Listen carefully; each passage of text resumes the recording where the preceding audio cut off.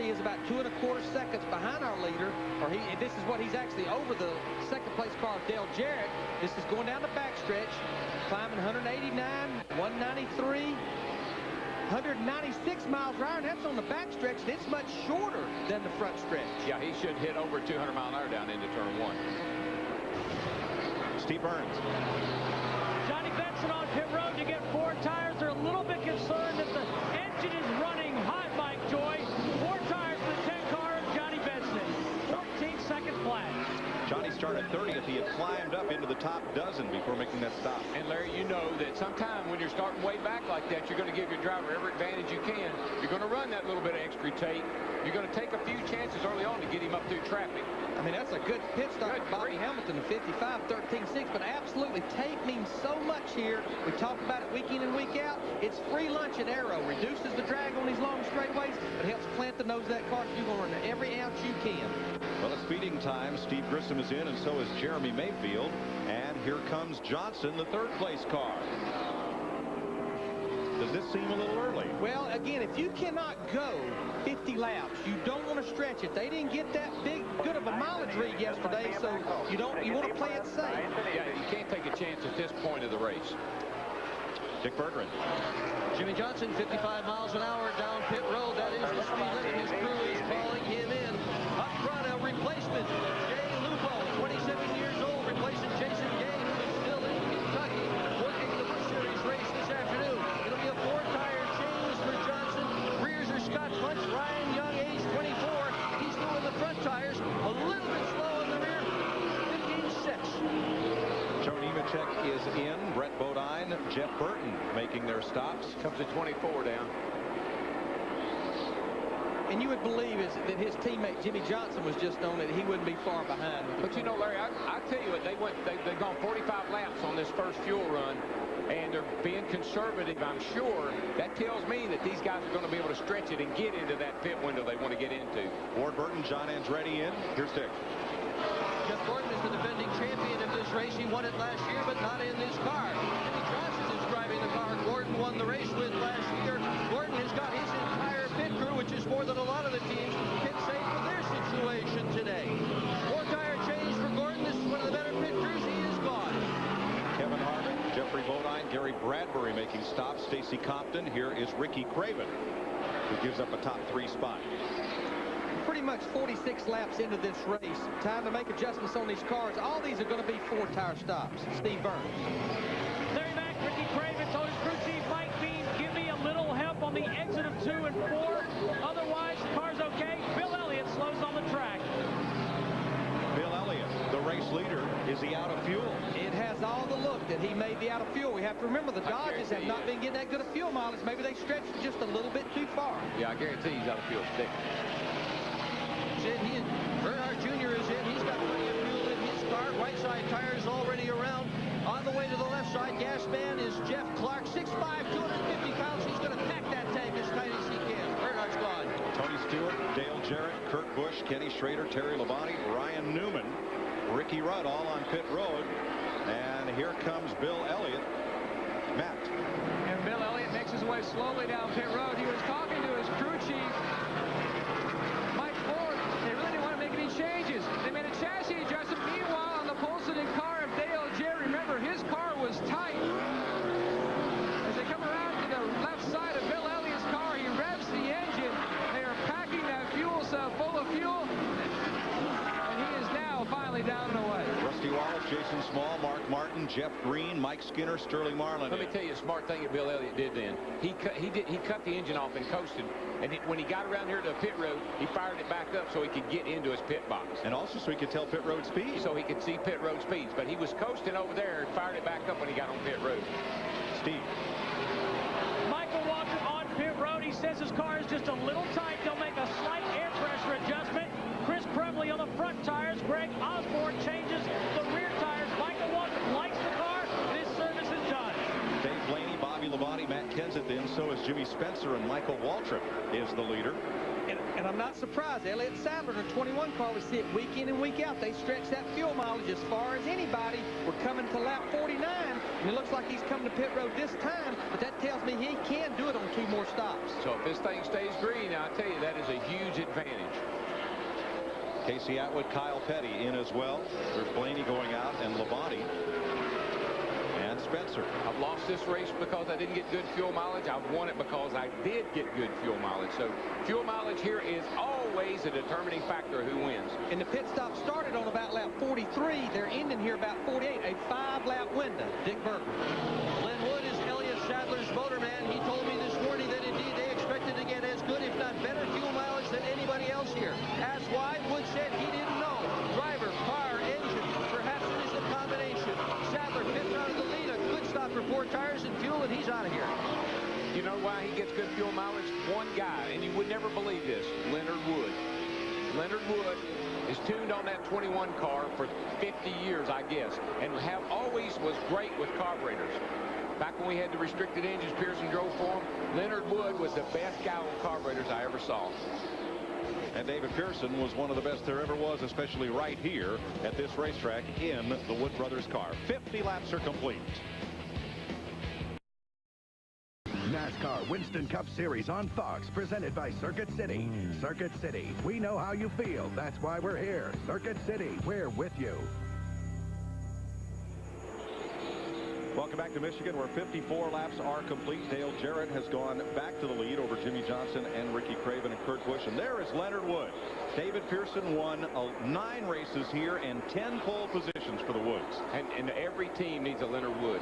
We talk about young guns, but that guy right there, one of the sharpest crew chiefs that ever has been in racing. And let me tell you, everything was fine if he didn't call you a scoundrel. If he ever come up and called you a scoundrel, you knew you was in big trouble. Or he liked you. He really liked you. Let's talk about the pit stops now. There really wasn't a lot of strategy. Everybody pretty much changed 4 tires. But look at Bill Elliott. What this lap time is here, remember that's 2 laps, including the pit stop. Well, remember, he ran out of fuel. He was coasting. But look at Johnny Benson. Those guys, good pit stop, and they went from 12th to 7th. Jeff Gordon, he went from 7th to 5th, and Dale Jarrett maintained the lead. And look, Dale Jarrett, Johnny Benson did a better job even than Jeff Gordon getting on and off pit road. So critical. Huge here. Doesn't surprise me that Jimmy Johnson, you know, we keep talking about this guy. Some of these places he's raced at, some of them he hadn't. And some of these places where he hadn't, he just struggles a little bit getting on the pit road because he's been a little cautious, and he should be. Well, just remember, pit road is probably what cost him the race back at Lowe's Motor Speedway, sliding through his pits a few weeks ago. 32 cars on the lead lap. We've run 56 laps, all of them green. 6 different drivers have led the race. 2 of them through the pit stop sequencing, but 4 through changes on the racetrack. And this sport, it's a classic monkey see, monkey do sport, I'm telling you. And everybody watches that 17 car. How come is he so fast? They break it down piece by piece. Part of the equation is how he gets in and out of the pits. What's neat, Darrell, is not only does each team videotape their own pit stops, we've seen cameras around videotaping, for example, the 17 team stops, so other teams can study what they're doing. When you're getting beaten on the track or you're getting beaten in the pits, you got to take a look at it and see what you can do to correct it. Robbie Reiser's crew, right now, arguably best in the business. You know, a guy that didn't qualify well, they didn't run that well at all on Friday. He started back in 26. Ricky Rudd in that 28 car, he's up to 8. Not a bit surprised. A similar racetrack about 2 months ago at Fontana, he qualified in provisional land, 37th. He even snuck up on us and came up there to finish 3rd. Yeah, that's moving forward. That was the race that really got him riled up, because at the end of the day, he was 3rd. But he started so far back that we didn't realize it until the race was over with almost. And so he said we were ignoring some of the veterans, but we don't ignore the veterans. I tell you, I'm up here to see to that. He David Pearsoned him in California. He did. Kind of snuck right up there, and at the end of the race, there he is. The classic. I love it. It's the best way to race. It's all at the end of the day say, where did he come from? Yeah. I'll get a phone call from Pearson, because he always wants to remind me, you know, I led a lot too. And he did. He did. He didn't always sneak up on him, but he was foxy. 105 wins.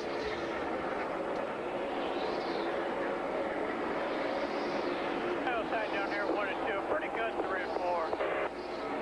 10-4, bud. You're up to 5th. You did a tremendous job with Lady Spencer. I love that. Driver encouragement. You're doing a great job, buddy. Even Jeff Gordon needs it. Coach and cheerleader. But I tell you, Darrell, this place, we talk about this a lot. It's such a compromise. You'll be working good in one end, and all of a sudden you'll be off a little bit in the other end. But what you have to pay attention to is that stopwatch. How fast are you running versus the leaders? But this place, and we've heard a lot of people talk about being loose. You can't run this racetrack loose. You carry so much speed in the corner. If you're loose in, it throws the whole corner off. Yeah, 32's coming on pit road, I do believe. What's happening, Burns? GW just heard Ricky Craven tell Mike Beam and the crew that he has a flat tire. He was running inside the top 5. Flat tire for Ricky Craven. The right rear tire's down. You can see him trying to wiggle it. Yeah. He's trying to make sure he tells them which tire is flat. Yeah, he right rear. He was the third-place car when this happened, so he might get back out without losing a lap. Yeah, very optimistic that they'd have a good run here today. Things like this, that's what makes racing so darn hard to figure out. Well, they're going to change all 4, and Darrell, that'll make it tough to stay on the lead. Well, you know, but it puts him out of sync with everybody else, so maybe it's not, you know, try to take something bad, turn it into something good. Dale Jarrett with a 1.2-second lead, being chased by Jimmy Johnson and Kurt Busch, Jeff Gordon, and Ryan Newman. These tire changers are so good now that they can put 4 tires on while they're just putting gas in it. You know, the wind's been blowing here a lot. You saw the front of Mike Skinner, the 4 car. We see plastic and trash all over the front end, and we're hearing reports that he's running hot. Plus, also, we talked about tape on the front end. That changes the handling characteristics of the car. It'll make it turn and run fast, but it makes it run warm. Look what he did. He run up behind Michael, took the air off the nose, and everybody that paper blew off of it. The way we talked yesterday in final practice about how the air attaches and detaches from the hood, well, whatever stuck to that car is going to attach and detach too. Well, and that shows you what makes the draft. That's the draft. There's no air on the front of the car, so it's going to run faster when you take that off of it. It's also going to get rid of all that debris that he picked up.